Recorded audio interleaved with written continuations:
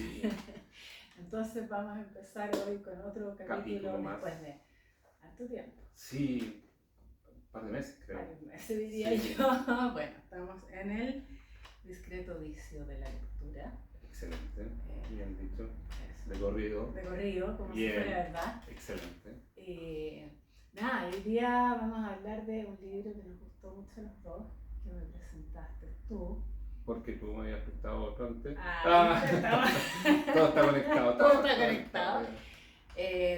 Del fin de Vigan, que es una autora del que ya hemos leído algunas cosas además, sí. Aunque no he comentado, pero ella es muy interesante, y este libro que vamos a comentar hoy día se llama Basada en Hechos Reales. Gran libro. Gran thriller. Sí. Y es un libro que, bueno, que esto de basado en hechos reales, para partir diciendo que es bien interesante, porque efectivamente muchos de los libros de la Delfín de Vigan están basados en hechos de su vida y responden a esto que se llama la autoficción, donde hay mucho de realidad en realidad, mucho biográfico, y donde el más llamativo y premiado fue justamente Nada se opone a la noche, el libro anterior. Claro. El libro anterior a este, que es un libro que habla del suicidio de su madre, y a partir de ahí hace como toda una saga de su propia familia, en la que ella además estuvo investigando mucho y estuvo entrevistando a sus tíos, a sus hermanos, para finalmente escribir la historia de una familia bien disfuncional, con episodios muy dolorosos, muy tremendos, muy violentos, muy impactantes en realidad, y donde expuso a su familia y todo. La puso en vitrina. En vitrina, sí. Absolutamente. Bueno, el Nada se opone a la noche, el tono del libro, el cuestionamiento de cómo presento esto, que era la pregunta que se hacía todo el rato. ¿En qué momento ella se acerca a la realidad y deja la ficción? Es un poco ahí cómo la escritura finalmente algunas veces no da cuenta cabal de lo que ella desea, de repente se acercaba, de repente decía, esto es ficción, si lo escribo de esta manera suena ficción, entonces me tengo que acercar a esto, quiero ser lo más realista posible. Que probablemente tiene que ver con este deseo a veces frente a realidades tan impactantes de alejarse y de convertirlo en algo que es literatura, que la literatura de todas maneras es más abordable, pienso, que la vida, muchas veces. Porque ella esto mismo lo había hecho antes con su propia vivencia de la anorexia. Entonces tiene un libro que se llama Días sin hambre, donde cuenta también cómo fue su etapa de la vida anoréxica, que también es algo bien espantoso de vivir y bien difícil de contar. Es algo por lo que hay pocas palabras en general, que es difícil de relatar. Sí, pues, y por eso mismo, una de las preguntas que se hacía mucho, yo me acuerdo del libro, era cómo logro finalmente aquilatar lo que es la escritura con lo que me pasó. ¿En qué momento es real y en qué momento traiciono aquello que se supone ella sentía como real? Y se hacía como una relectura, porque decía, leí lo que hice anoche y sentí que me había acercado como a la ficción, decía. Como que había dejado de ser real en algún momento. Y también porque hay versiones, porque ella hizo justamente esto de entrevistar a personas para que le contaran, y con lo que se encontró fue con distintas versiones de la historia. Y lo que ella propone es la versión que a ella le parece más real o más literaria, que también es parte de la pregunta, ¿cómo se cuenta lo vivido? ¿Cómo se cuenta lo vivido? Sí, y un poco lo que está pasando esto, tanto en literatura como uno de repente ve en el cine, las series, que están muchos acercándose a la realidad, de alguna forma, pero siempre hay algo que el mismo autor, podríamos decir, provoca. Entonces no es solamente algo, podríamos decir, que sea como una foto, sino que siempre hay una proyección de una interpretación, hay como algo que se mete ahí entre medio, que como que lo provoca, entonces como que siempre están ahí dentro de los parámetros de la realidad, pero también hay algo de intervención. Totalmente. Totalmente. Y eso es un poco la pregunta que guía este libro basado en hechos reales. El libro que viene después. Que es el libro que vamos a comentar y que se pregunta por la realidad, por la ficción y que nos mantiene, a mí al menos, yo sé que no, todo el tiempo en vilo respecto de la realidad. No me haya mantenido, sino a mí el libro yo me lo devoré. Solo que, como yo te decía, el libro anterior, el Nada hace bueno en la noche, a mí me abrumaba, ¿sí? Porque eran cosas terribles. En cambio, esto es lo que me encanta leer, ¿sí? Que esto es un thriller. Intriga. Es intriga, es misterio. ¿Qué va a pasar? Personajes que no sabes, claro. Eso es. Entonces hagamos como un pequeño resumen quizás de este libro. Perfecto. El libro parte con una nota antes de todo, y que cuenta específicamente lo que ella vivió después de haber escrito Nada se pone en la noche. Claro. Que no escribió nada durante 3 años. Nada, ni siquiera una lista de supermercados, ni una carta, ni una notita, ni un teléfono que tuviera que anotar. El hecho de escribir se convirtió en algo traumático. Algo a lo que no se quería acercar por nada del mundo. Claro, y era un poco lo que uno, cuando nota el Nada se pone en la noche, ese vaciamiento que tiene dentro del libro, o sea, todo lo dio. Eso, lo dio todo, quedó vacía, y no solo quedó vacía, sino que quedó vaciada de esta emoción que le generaba la escritura, de estas ganas, de este contacto de escribir. Sí. Entonces, y esto va aumentando además a lo largo del libro, donde ya no puede ni prender el computador porque cuando aparece el Word le da casi una crisis de algo y no puede. Entonces y ahí cuenta también que pasaba días de repente frente a la hoja en blanco. Claro, cuando todavía se atrevía a pasar días frente a la hoja en blanco. Sí, después ya ni siquiera abría el computador, decía. Y esa es como la nota al principio. Claro. Y después empieza el libro cuando ella está en una exposición, creo. Sí, en una feria del libro, en un stand donde ella está firmando. Justamente Nada se pone en la noche. Porque hay que decir que la protagonista de Basada en Hechos Reales nuevamente es una mujer que se llama Delphine, que escribió está emparejada con François, un reconocido escritor y presentador de la televisión francesa, muy conocido, que tiene 2 hijos. Ella es escritora, muy exitosa. Su anterior novela sobre el suicidio de su madre tuvo mucho éxito y la mantuvo durante mucho tiempo, además viajando, dando conferencias, filmando, hablando, dando charlas. Y justamente ese primer momento ella lo describe como el momento en que ya está hastiada. Claro, y entonces en esta escena, que es la escena inaugural del libro, que es entretenido de contar también, ella está firmando, se acaba la cola, la gente ya se está yendo, ella está como al borde de una crisis de pánico, se siente realmente mal y tiene todas estas sensaciones además que la acompañan durante todo el relato de fragilidad, de vulnerabilidad, de yo no puedo estar acá. Y de culpa. Y de culpa por haber expuesto a la familia, y de culpa con todo. Entonces se le acerca una mujer a pedirle que le firme el libro, cuando ya no queda nadie, y ella le dice que no.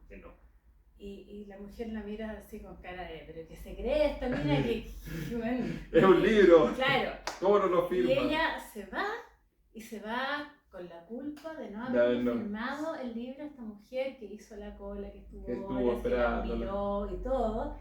Y ella, en realidad, ¿quién se cree? Pero es que la mujer no puede imaginarse lo que para ella hubiera significado esa firma. Sí. Era el derrumbe. Porque está en realidad al borde del derrumbe, está al borde del colapso, ya no puede más con esta exposición que hizo de su vida, de su familia, de todo. Ahí parte el libro. Y ese mareo que tiene con toda la gente ahí preguntándole por el libro, preguntándole por las relaciones y la familia. Es verdad, ¿qué es verdad? ¿Cómo pasó? ¿Y cómo se llama esta de verdad? Y eso hizo tu mamá, y eso dijiste, y eso, pero a ver qué esa morbosidad. Esa morbosidad y además todo lo que le generó en la familia. Hay gente que dejó de hablarle, hay gente que le dijo, ay, pero ¿cómo se te ocurre publicar esto? Sí. Gente que, bueno, el apellido ya marcado. Sí. siendo ella una escritora que ya había publicado que ya varios estaba... libros exitosos, Sí. pero ninguno como esta que la catapultó Sí. a la fama, o sea, que vendió millones de ejemplares. Y se ganó todos los premios. Todo, sí. y fue traducida a todos los idiomas y bueno, Sí. y se convirtió en la que es. Y después de eso, ¿verdad? Ella va a una fiesta con las amigas y está esta chica ahí, en medio de la pista bailando. Conoce a una mujer. Y ahí conoce a Él. él. Que en realidad en el libro aparece como una L, o sea, como una inicial, pero claro, pensando que en francés es él, que es ella, pero que también se puede leer como una inicial, porque acá empieza el juego, porque hay que decir que este libro es un juego. Es un juego de principio a fin.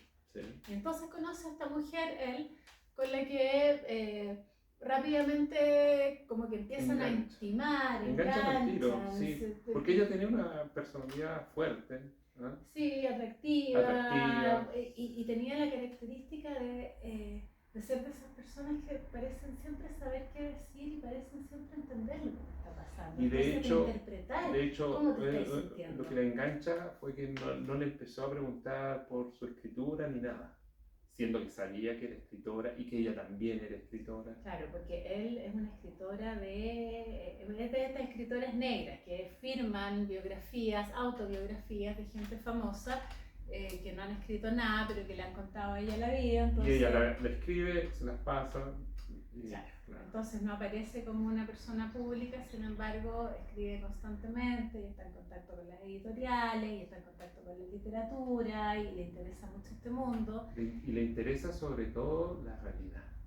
La realidad y contar la realidad. Contar la realidad. Y contar su versión de la realidad. Sí.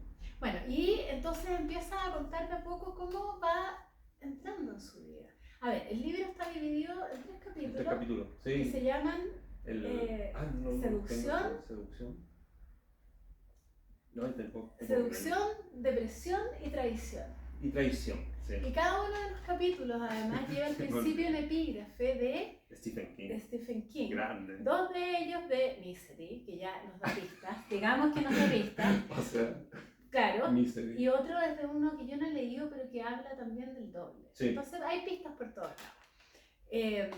Sí, pues Misery inmediatamente así uno dice ya, la fan que se secuestra. Claro, Misery es la historia de una fan de un escritor que está muy enojada porque el escritor mató al personaje principal y quiere que lo reviva y lo secuestra para obligarlo a escribir una nueva novela. Sí. Y es algo aterrador. Exactamente. Aterrador. Y Seducción, entonces, este primer capítulo va contando la manera en que se van haciendo amigas, de una manera muy natural, muy espontánea. Sí. Y además da pie para que ella hable de esta nueva amiga, él, con la admiración que le provoca y hable de ella misma, así como 2 personas bien distintas. Sí. Él es una mujer muy bonita, bien vestida, que pareciera siempre estar como diríamos, empoderada. Exactamente. Sí, tiene la rienda de su vida. De su vida y es capaz como de relacionarse en todo tipo de situaciones como con mucha soltura. Sí. Y en cambio Delfín cuenta que a ella yo me sentí también identificada con esto de que le cuestan los grupos, le cuesta como hablar en público, como en la infancia les fue tan tortuoso esto de relacionarse con mucha gente. Sí, hay una fragilidad donde ella tiene el rol dominante, ¿no? Claro. Al tiro. Y porque además encuentra a Delfín en un momento de mucha fragilidad, de mucha culpa, de mucho agotamiento después de todo esto. Y entonces empieza a acompañarla.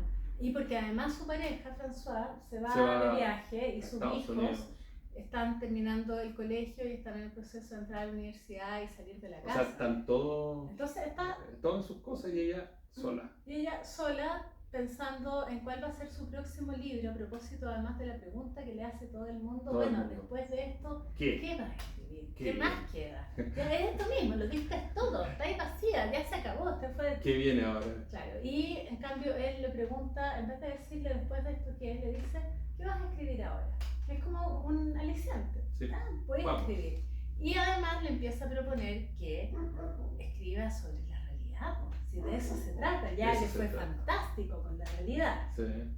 Delfín, por su parte, está pensando en escribir un libro que ya ha empezado a investigar sobre Sobre los reality. Claro. Que le parece un mundo muy interesante, pero que cuando se lo cuenta a él, como que se le desarma. Sí, pero ¿te acuerdas que lo del reality, lo que le interesaba era a la gente después del reality, qué le pasaba? ¿Qué venía con la gente después de esa cosa tan expuesta? Tan expuesta, y donde además los habían convertido en personajes que no eran ellos mismos, pero que seguían un guión que no conocían. Sí. Entonces también es como este manejo, exactamente. La marioneta, sí. De eso se trata.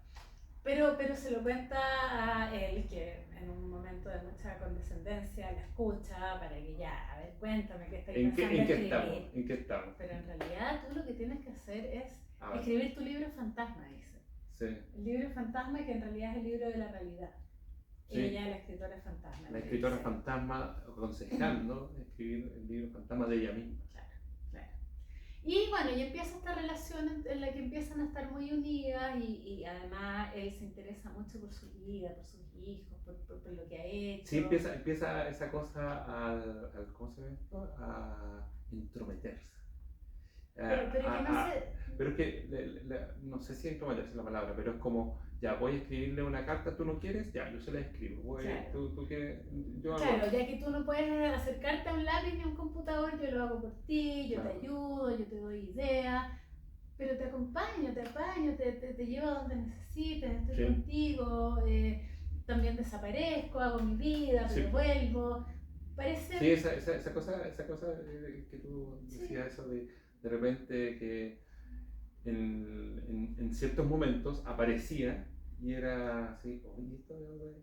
Y tenía que ver con, ¿te acuerdas? Las cartas. Claro, porque ese es un sumo bastante bueno ahí en el texto. Porque lo que no hemos dicho es que todo esto que parece tan natural, al poco andar, empieza a tener un tono de algo que no cuadra, pero que no queda muy claro. O sea, claro, esta sensación de que se entromete, pero en realidad está sola, en realidad está frágil, en realidad necesita. Y además no es metida tampoco, le ofrece y Delfín acepta y todo le parece normal. Y Delfín en este periodo está recibiendo unos anónimos. Que le insultan y que están firmados anónimamente por un familiar. Claro, y que tiene que ver con el libro anterior. Claro. Y le que dicen, está muy enojado. Mentiste a tu familia, nos expusiste a todos, qué vergüenza llevar este apellido. Claro, entonces eso. Estás feliz que tus hijos se fueron y ahora puedes disfrutar tu plata y tu fama. Claro, y eso la hace ensimismarse más y más. Claro.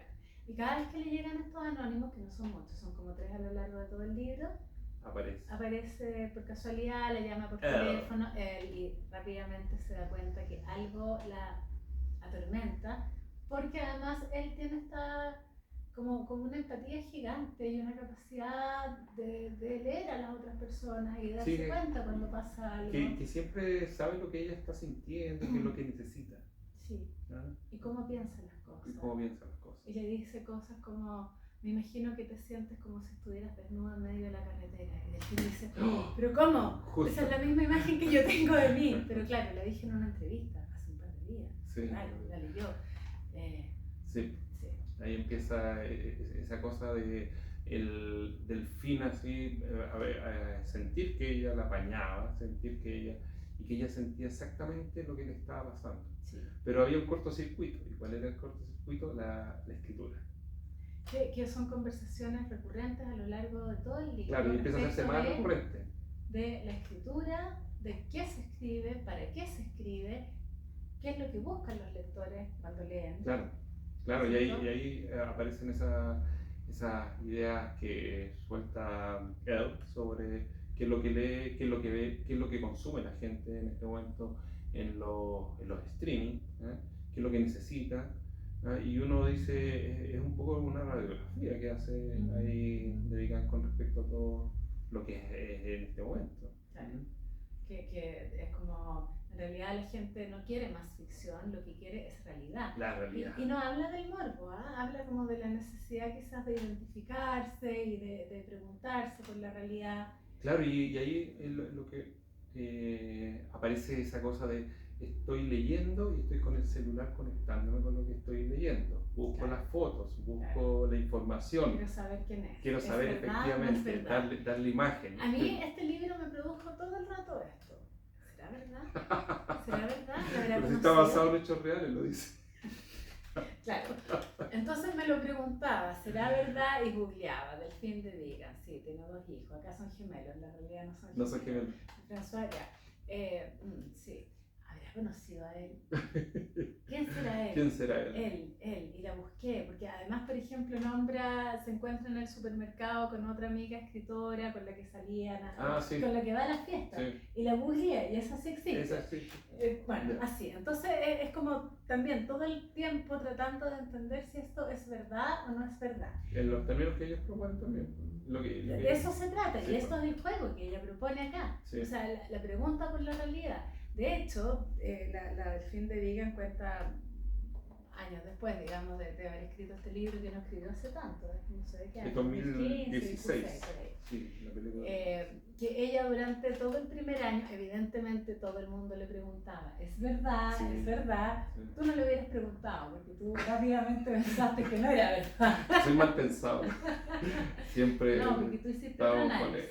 estamos en el lado oscuro. No, lo que pasa es que cuando ha leído tanto, ¿verdad? Cuando empiezan a aparecer estas cosas, uno dice ya, tiene que ser el otro. ¿Verdad? Y uno piensa, no sé, en Dostoyevsky, ¿verdad? y ese personaje que no que está siempre para adentro, ¿verdad? Y aparece un personaje que hace lo que el otro personaje no se atreve, ¿verdad? Y ese es como el lado oscuro del consciente, ¿no? Ya, esa es una lectura. Eso es lo que Es yo una pensé todo el rato. Ya, yo todo el rato pensé que era una metáfora ¿Ya? hecha realidad en la literatura, ¿Ya? donde sí aparece el otro, aparece esto del alter ego, o la otra, la que la cuestiona, pero que se propone como realidad y que incluso puede haber sido alguien que efectivamente apareció y le hizo todos estos cuestionamientos. Pero yo ahí, a ver, el texto deja hartos rastros, entonces uno puede pensar que fue cierto, que no fue cierto.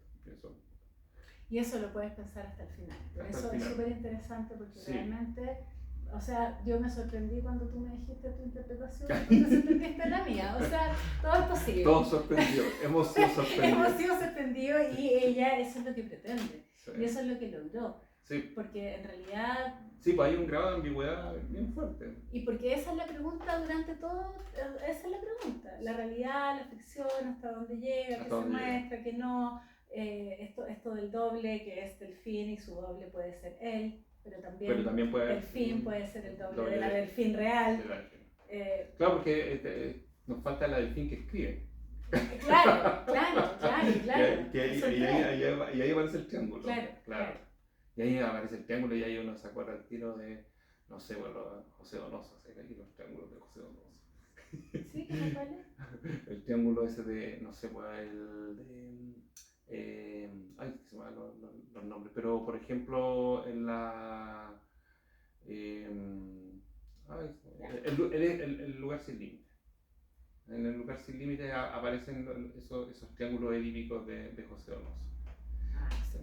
¿No te acuerdas? No, bueno, ya, pero la idea es, tienes el personaje de Delfín, tienes a él y tienes el personaje que escribe, ¿no? que se supone... Una de estos es una persona real. Claro, que se supone que es la Delfín que está representada, pero uno sabe que eso es una representación, que no es real. Sí, entonces, pero puede estar basado en hechos reales. Está basado en hechos reales. O sea, viene de una novela sí. en la que ella en realidad saturó toda la realidad, eso es cierto. Sí. Pero sigue preguntándose si seguir escribiendo. Y cuando ella define que no va a escribir más realidad, sino que va a ir a la ficción basada en la realidad, que son los realities, que eso es su próximo paso, se queda en blanco y ponte tú que se encuentra con una persona que la hace replantearse todo esto y con la que vive esta historia un poco, es un thriller en verdad, toda la historia, todo lo que va pasando con él y con ella. Y entonces puede ser que finalmente decidiera escribir una novela basada en hechos reales, no ya sobre su vida, sino que solamente sobre este episodio pequeño que fue la relación con alguien que la quiso incitar a escribir algo que ella ya no quería escribir y que la fue arrinconando y la fue aislando del mundo en un momento en que ella se sentía muy frágil, porque puede haber sido una admiradora, porque puede haber sido alguien que quiso ser como ella. Sí. Y de hecho hay todo este juego donde él empieza a transformarse. Empieza a transformarse, empieza a reemplazarla con el consentimiento de Delfina, además, que ya no quiere nada. Entonces le dice, mira, nosotros nos parecemos harto físicamente, tenéis que ir a dar esta conferencia a provincia. Voy yo, me visto como tú, en realidad si nadie te ha visto antes, me peino como tú, sí. Lo hago y vuelvo y no pasa nada. Sí. Y Delfín lo hace, le dice, ok, anda, y es un alivio para ella y así cumple con sus compromisos, que si no, no tiene forma de cumplir. Sí. Y ahí uno siente que está, bueno, como los libros donde aparece ese personaje duplicado, empieza a absorberlo. Sí, se habla acá como de la vampirización. La vampirización. Claro. Y que yo te decía, me recuerda mucho esta película, Mujer Soltera Busca, donde también hay una mujer, película muy noventera. Muy noventera y fantástica. Sí. A mí me gustó tanto esa película. Tengo anécdotas, pero bueno. Ya, son otras cosas. Eso va a ser para otro capítulo. Pero es una mujer que le arrienda una pieza en su casa, en su departamento, a otra mujer de su misma edad, sí. Que lentamente empieza a imitarla, empieza a vestirse como ella, se corta el pelo, se tiñe y bueno, termina... Sí. Que es un poco de esto. Sí. Que quiere sustituirla porque la admira, porque sí. La quiere empujar a hacer algo, a hacer algo, a ser alguien, a darle algo. Uh-huh. Y ella se siente aliviada, porque en realidad está tan vulnerable y tan agotada que no quiere nada. Sí. Y fíjate que en una entrevista la Delfín de Vigan dice que esto, porque la periodista le pregunta, pero ¿cómo a una mujer como tú, exitosa, con muchas redes, inteligente, le puede pasar algo así? En el periodo en que ella todavía jugaba que esto era verdad, porque después de un tiempo dijo, en realidad esto no me pasó, era mentira. Pero ves que la gente creía que era verdad. pero ella da una respuesta que a mí me parece que es súper real, que es que hay momentos, todos tenemos algunos momentos, etapas en la vida en que somos tan frágiles que nos puede pasar cualquier cosa, que nos podemos entregar a cualquiera, que nos podemos dejar absorber por cualquier fantasía de salvación, de lo que sea. Como la religión, como malas parejas, como amistades que te quitan todo, sí. Como las sectas, ¿cachai? O sea, las sectas que son tan obvias, ¿cómo caís ahí? Cualquiera. Bueno, bueno, también empieza a alumbrarse un poco te decía, el trabajo del escritor, ¿eh? Que finalmente el escritor en algún momento se transforma en otro. Claro. Se transforma en otro y es, no sé, puede adquirir formas distintas, sexo distinto, o sea, puede ser cualquier cosa el escritor. Y en ese aspecto un poco es como los actores, pues esa cosa de que están un poco vaciados y se echan contenido dentro. Sí. Y ahí se van transformando en. Y pareciera que pueden elegir en quién se transforman, pero en realidad parece que la sensación más bien es ser tomada por un personaje. Y entonces están esto mismo, absortos. No, y eso no tiene que ver un poco con una relación neurótica con las cosas, ¿no? O sea, esa cosa de un poco Dr. Jekyll y Mr. Hyde. Bueno, sí, esa es como la idea del otro, el bueno, el malo, sí. La que escribe, la que no quiere escribir, la que siente culpa, la que encuentra una solución. Sí. Porque finalmente como Dorian Gray también. Lo que decíamos al principio, que ella después de escribir se sentía vacía. Entonces, si sientes ese vacío, ¿cómo vuelves a escribir? ¿De qué escribes? ¿De ese vacío? No, bueno. De ese vacío, de esta historia, de la propia vida, de lo que le pasó después, o de la ficción. De la ficción, claro. o de la ficción, que es lo que no te vacía, pero que pareciera ya no interesar, porque lo que se plantea acá es que parece que la realidad, que es lo que la realidad supera la ficción, la realidad parece ser más interesante que la ficción, porque él dice, ficción hay en todas partes. En todas partes. Uno prende Netflix y ahí está lleno de Y ficción. en realidad la ficción está, los personajes se intercambian de libro en libro. Y de hecho, eso es súper interesante, esto de libro en libro, porque, bueno, él va contando muy poco de su propia vida, porque parece ser una persona que ha sufrido mucho, que tiene traumas y que le cuesta volver a su pasado. De hecho no teníamos muchas referencias. Bueno, lentamente vamos sabiendo que tuvo un marido, que se mató, que cuando estaba con ella en la montaña, que ella se sintió muy culpable, que todos los amigos la culparon y que dejaron de hablarle, que por eso ella celebra sus cumpleaños sola, porque aunque invita a todo el mundo nunca llega nadie, etcétera, etcétera. Y da un montón de escenas que al final, vamos a suponer que todos leyeron este libro, el spoiler. Que al final del film se da cuenta, mirando su repisa de libros, que todos los episodios que le fue contando eran sacados uno por uno de distintos libros que estaban en su propia librería. ¿Y de qué se acuerda? No, yo cuando estaba leyendo el libro me acordé al tiro de una película. ¿Nunca viste Los Sospechosos de Siempre? Me acuerdo del título. Que era el tipo que lo tienen todo el rato en la noche contando la historia, y el tipo cuenta la historia de Kobayashi y todo, y eran puras cosas que estaban alrededor. Bueno, eso como que aparece harto en la literatura. Mucha fría. ¿Quiere intervenir? Ella también tiene una historia que contar. Claro, pues, entonces esto, de los personajes que son intercambiables y dejan una huella tan poco memorable de alguna forma, que todos estos libros que Delfín había leído no logró contactarlos con las historias que le contaba él. Miau, sí, él. Eso es una interrupción. Sí, pues, y ahí, ¿sabes qué? Siempre me acuerdo de Borges, ahí, no sé por qué, siempre vuelvo a Borges. Primero, la cosa del doble. Claro. Borges ahí diciendo, el otro Borges, el entretenido, yo no.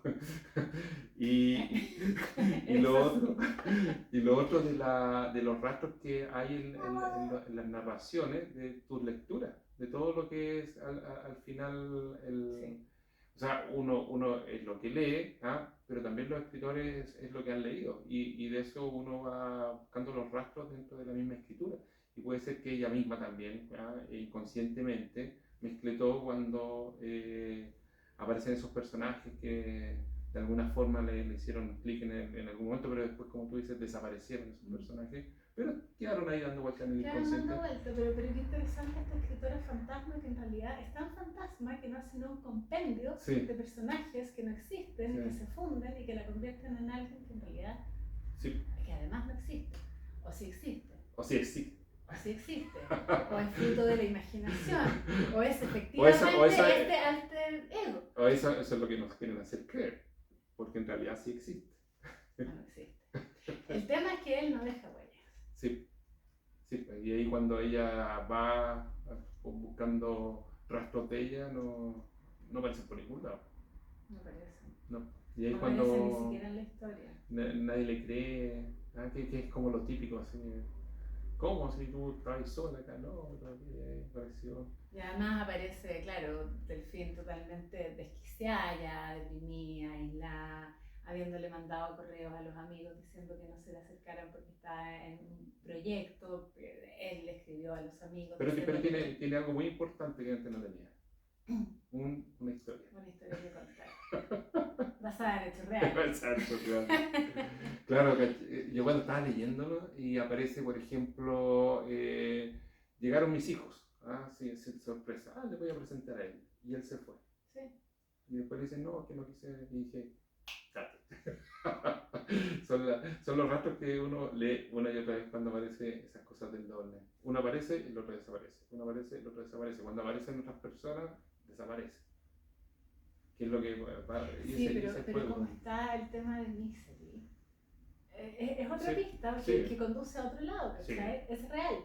Hay una loca hay una loca que me quiere hacer algo, que no sé lo que es. Claro. Porque hay como una sensación como de lo maligno, ¿cachai? Sí. Pero que nunca llega a puerto. Sí. Porque... Y es lo que yo te decía, por ejemplo, con respecto a la versión cinematográfica. Ah, claro, yo no la vi. Que la versión cinematográfica, una de las cosas fallidas que tiene, porque la versión cinematográfica la hizo Polanski. Y Polanski, uno de sus grandes temas es la maldad. La maldad y es una maldad así como presente ahora y siempre, y aparece ahí como ontología. Y acá como que se diluye porque no está ese enfrentamiento como tú decías, por ejemplo, en Perversa Luna Llena. Claro. No, claro. Que hay más que la maldad. Y que tiene que ver un poco con esa cosa que tienen de adentro y que la van sacando. Sí, pero y acá no aflora. No aflora, pero... Entonces uno dice, cuando... Hay una escena final, ¿no? Que están en esta casa, como en el campo, sí. Y que ella queda como abandonada, y como que en realidad podría haberse muerto y nadie se hubiera enterado, porque la está drogando. Sí, pues, ahí hay maldad. Pero por eso te decía, la perversa luna y él realmente le hace honor. Le hace honor. Sí, pero me parece tan humano lo que pasa. O sea, me parece que más que maldad hay como un sentido de haber sido perversa luna ayer. Sí. De haber sido tan humillada, que nada alcanza para vengarse. Pero fíjate que, otra película, estamos hablando de Polanski, que me encanta y reveo, es la película Chinatown. Y en Chinatown, ¿no lo habéis visto? Aparece un personaje así, que es el padre, el padre de todo, y al final es como Lucifer. Y ahí uno se acuerda ahí de El bebé Rosemary. Eso es. Claro, entonces siempre hay algo muy profundo, maligno del ser humano que convive y que está ahí en la base de la sociedad. Llámese padre, y esa es la sensación que uno tiene con la amiga, él, ¿cachai? La amiga. Algo, porque esta amiga sí. tanto. Claro, uno siente, ¿por qué se acerca? Porque la veis plata. Es lo típico que hace la gente ahí cuando se acerca tanto. Algo quiere. Pero es como que quiere suplantarla, esa es la sensación de todo el tiempo. Eso es lo que uno va... O quiere fundirse. Eso es lo que uno se va dando cuenta ahí después, ¿no es cierto? Sí. Pero, como tú dices, ¿por qué tanta bondad? ¿Por qué se acerca tanto? Pero por un lado sí, porque hay como pistas, pero por otro lado las amistades a veces son así, ¿sabes? Pero no alguien que conocí en la calle. O sea, pero es que no es tan así, porque y está súper bien contado todo el proceso en el que se hacen amigas, pasa una semana, la llama y le dice, hoy me quedé pensando, podríamos ir al cine, a esa película que hablábamos, ya vamos, te invito a un café, y después de meses se visitan en las casas. Bueno, eso tiene que ver un poco con lo que tú decías, la fragilidad de ella. Que cualquier persona que se acerca inmediatamente y que no le pregunta por el libro que va a escribir, engancha con ella. Claro. Y la trata como persona, entenderla, y que está dispuesta a acompañarla, no sé, al supermercado, comprarse algo. Y que finalmente la trata como persona, pues no como esa... No como esta escritora súper exitosa, que, claro. Que puso a su familia, sí, pues. Sí, pues, y por eso ahí... Y que reivindica esto, que es leído por ella con tanta culpa, expuse a mi familia, y ella le dice, pero esto es lo que la gente quiere leer, y tú lo que eres es escritora sobre todo, porque eso sí, ella la conmina a ser escritora. Sí. No mamá, no hija, no nada. Escritora. Y sí, eso es lo que te decía. Y tenés que mostrarte. ¿Y escritora de qué? De realidad. De la realidad. ¿Y de quién? De la realidad de ella. Claro. Entonces, y desde ahí también se entiende que le pregunte tanto por ella, por su familia, por sus vínculos, por su historia. Y de repente aparece y le cuenta que en realidad ellas fueron compañeras de universidad. Sí. Pero el fin no se acuerda de ella. Pero dice esta mujer que se ha hecho a sí misma probablemente de estas típicas personas que pasan desapercibidas por la vida. Oye, yo me acuerdo del tiro de un gran libro de Mario Benedetti, La tregua. Porque en La tregua, te acuerdas, no sé, que una de las cosas que siempre me quedó en La tregua es que en un momento el personaje, el Martín, se encuentra con un amigo del colegio, le empieza a hablar y todo, y él nunca podía acordarse del nombre, ¿ya? Y hablaban, y él y claro, pues el tipo le hablaba y él decía, sí, pues parece que estuvimos juntos, pero no podía acordarme de él, no puedo acordarme, hasta que le muestra una foto. El primero que ve era él, y lo conocía por un sobrenombre. El adoquín, mira, aquí está adoquín. Y yo, pensé que no te acordabas de ese sobrenombre. No me acuerdo de esa escena, pero a mí me pasa todo el rato que me encuentro con gente que no tengo ni la más remota idea de quién es, pero nada, he olvidado episodios enteros de mi vida, entonces a mí me parece súper normal, o sea, súper normal no acordarse de alguien, sí, no pues, porque sea nada en especial, sino que porque no uno es pone la atención en ciertos lugares y en otros no, ¿sabes? Sí, pues. Sí, pues, y también habla un poco un poco empieza a sentir una obsesión que tiene ella con respecto a la... Porque se ha leído todo. Cada entrevista, claro, cada libro. y ahí empieza a aparecer ese personaje Misery. Dice, ya, estás loca. Loca, inteligente, interesante, sí, atractiva, pero loca. Con cuestiones locas, porque mira, qué loco. Mira, habla, esto sí lo marqué, lo único que me acuerdo que marqué y que me pareció tan interesante, justamente sobre mira, dice, si no captas, esta es una frase que ella reproduce de Velosa, además, si no captas la pequeña vena de la locura de alguien, no puedes amarlo. Si no captas su punto de demencia, has perdido la ocasión. El punto de demencia de alguien es la fuente de su encanto. Y es cierto, porque esa cosa un poquito distinta, que te diferencia, que te hace sobresalir, que hace que el otro sobresalga, que es lo que te puede encantar de otra persona. Sí. ¿Cachai? Sí. Entonces, por ejemplo, esta mujer, es capaz de enfrentar a un hombre en el metro que está maltratando a su mujer y tirarla de una forma particular. Pues, cuando se está cerrando la puerta del metro, ¡pah!, lo empuja para afuera. Sí. Heavy, bacán, maravilloso, loca. Igual, ¿sí o no? Sí, uno lo anda empujando. No, pues, y no tiene esa fuerza tampoco de tirar un tipo para afuera y que se queda así como, ¿cachai? Sí. Entonces... Pero desde un principio ella, cuando estaban en la fiesta, ella bailaba sola. Sí. No, pero la que bailaba sola era la Delfín. Ella estaba bailando sola, ¿no? No, ella lo estaba mirando. Se puso al lado se puso al lado bailando. Porque Delfín bailaba Sí, solo, porque todos tenemos algo de locura y porque sí. la locura tiene esa cosa un poco atractiva. Sí. En una medida y es difícil reconocer cuándo y qué. Antes ¿no? de que, esa es una locura entretenida. Antes de que agarre el cuchillo. Claro. Sí. Entonces, bueno, eso. Sí, lo de la locura se me había olvidado. También preparé en aquello. Sí. Porque y porque es una pista también. Sí, pero ¿no? La pista de la locura propia. La pista del encanto de la locura. Mira, acá a mí, bueno, dice locura, pero se refiere a otra cosa. Pero ella misma, ¿no? Sí. Y que finalmente termina haciendo el libro, termina contando la historia, ¿no?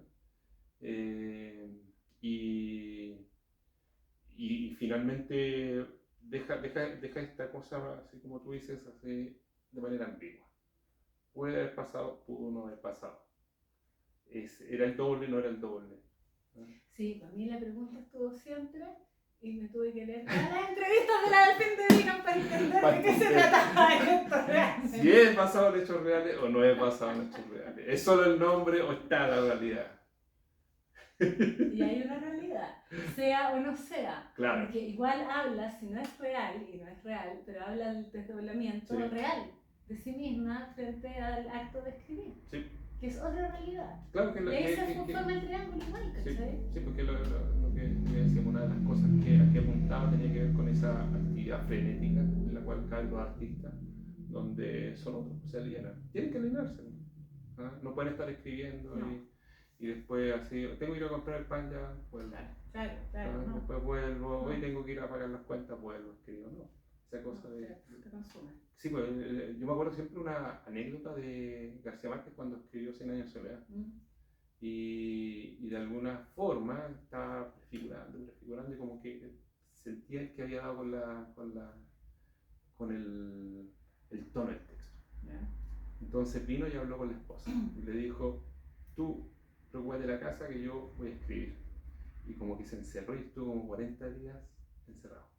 Parecieron 100 años. Soledad. Y para él le parecieron 100 años. Y de ahí sacó como una primera parte del texto. Y en ese momento decía, yo no tuve idea de qué pasaba en la casa, Mercedes se hizo con la tienda de la casa y ella llevó todo, porque yo estaba en esto.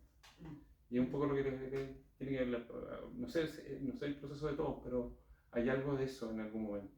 Mira, la Delfín de Vigan es una persona que empezó a escribir bastante más grande, aunque a ella siempre le había interesado la literatura, pero empezó a trabajar en algo con encuestas, tuvo muchos años en eso, tuvo sus hijos.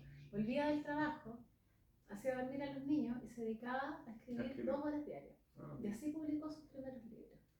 Y te aseguro que estaba obligada a salirse de su lugar de escritora para poder ser madre y trabajadora y meterse en todo el mundo en que estaba metida. Porque finalmente hay algo que te obsesiona. Bueno, en Barry, buena serie. Cuando empiezan a hablar, por ejemplo, del trabajo de actriz, ¿se acuerdan de Meryl Streep? Entonces decían, ¿qué hace de Meryl Streep una buena actriz? Entonces los tipos decían que actúa bien, ya, pero que hace los personajes creíbles, ya, pero ¿cómo? Entonces, no. Lo que a ella la hace una buena actriz es la pasión con que trabaja. ¿Qué hace un buen escritor algunas veces? La pasión con que escribe. Y ella, por ejemplo, esa cosa de se supone se vuelve otra cuando escribe. Se aliena y se cinde de la realidad. Sí. Que un poco de repente lo que le pasa a ciertos artistas, no sé si a todos, pero hay algo de eso. Y de ahí, por eso yo te decía que funciona bastante bien entre el escritor y el actor. Esa cosa que se vacían y se van llenando de cosas. Y toma distancia y se disocia y vuelve, y es también lo que hace Nada se pone en la noche, donde justamente cierto. Como una forma quizás de elaborar también esta situación tan tremenda de haber encontrado a la madre suicidada arriba de la cama. Fíjate que en Nada se pone en la noche, a mí me gustaba, por ejemplo, antes de empezar el capítulo, esas reflexiones que tenía con respecto a la escritura, y de repente, pum, se hundía para contarte algo, era siempre así. Y después como que volvía y hablaba de que no escribió durante la semana porque lo último la había dejado muy cansada. Y que tiene que ser el proceso de ella. Tiene que ser. ¿Sabes que yo cuando leí ese libro me costó tanto salirme como que no podía leer otra cosa? Como que me tomó porque tiene como un nivel de, no sé, porque está todo eso en juego, está la historia y también está ese alejamiento que hace donde reflexiona sobre la escritura y después vuelve, ¿cachai? Y es tan... Ese juego de ir y venir. Sí, y es tan dramático y es tan... En algunos momentos, sí. Sí. A mí, te juro, me dejó súper tomada, como que me acuerdo que después empecé a leerme varios libros y no podía entrar, como me inundó. Sí. Bueno, resumiendo. No, más que resumiendo, la pregunta que nos habíamos hecho sin respuesta aún. ¿Cuál te gustó más? ¿Nada se pone en la noche o basada en hechos reales? Es que en gustos así, y en gustos personales, gustos personales, como que no necesitamos una trama para un buen libro, pero este tiene una buena trama. Una buena trama. Sí, pues, sí, no, es que yo te decía esas cosas donde proponen esos juegos, hay intriga, hay interés, hay de qué está pasando. Basado en hechos reales me encantó. En cambio el otro, como que yo te decía, Nada se pone en la noche, como que sentía que era terrible, y de repente lo dejaba y decía, ya tengo que terminar, pero ¿qué va a pasar ahora? Ojalá que no se le muera a nadie más, decía yo. Y seguía leyendo, y seguía. Entonces esa cosa me angustiaba. Entonces igual el libro un poco lo padecí. Sí, es un libro que se padece. Se padece. Sí, es verdad. En cambio como que este es mi libro. Y lo leí muy rápido. Y yo dije, tienes que leerlo, tienes que echarle una leída.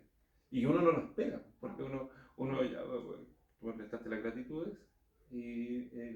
se pone en la noche y ya uno más o menos sabía hacia dónde iba, pero no esperábamos esto. No, Nada. esperábamos esto. No, para nada. No, súper entretenido. Sí. Igual a mí me gustó más el otro. Eso es bueno. Eso es bueno, eso de... Porque tuvo eso, que me dejó tan inundada que lo hice como mío por un rato. Y sí, pues no siempre pasa eso. Sí, no siempre pasa eso. Sí, como que me generó como mucha también admiración la capacidad De resiliencia. de poner, ¿no? Pero también eso, como un libro tan oscuro donde no hay...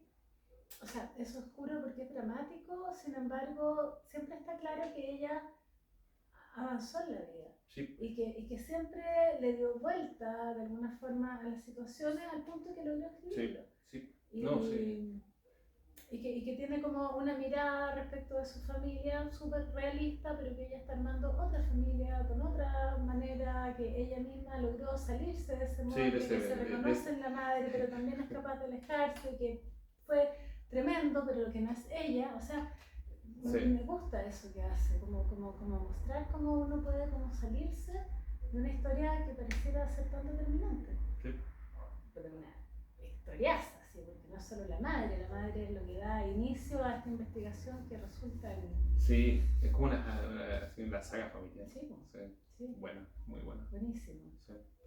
No, y ella, o sea, yo lo que he leído de ella, las gratitudes, también es... Sí, y es preciso, cortito. Y también es tremendo, o sea, se habla sobre la vejez, y sobre el deterioro, y sobre la soledad, y sobre también esto del agradecimiento, el vínculo, y el estar, el acompañar, ¿cachai? Es súper lindo, es súper terrible. Súper bonito y súper terrible. Hay cosas que son así. Eso es Silvio, ¿no? Eso también. Lo más terrible, lo más terrible se prende enseguida, el hermoso nos presta la vida. Bueno, ella da lo terrible y lo hermoso juntos. Entonces, apura el proceso. Sí, está bien. Ya, dejémoslo aquí. Sí. Excelente, salió muy bueno, creo. Felicitaciones. Ya, ok. Oye, ¿qué estás citando a Silvio? Hoy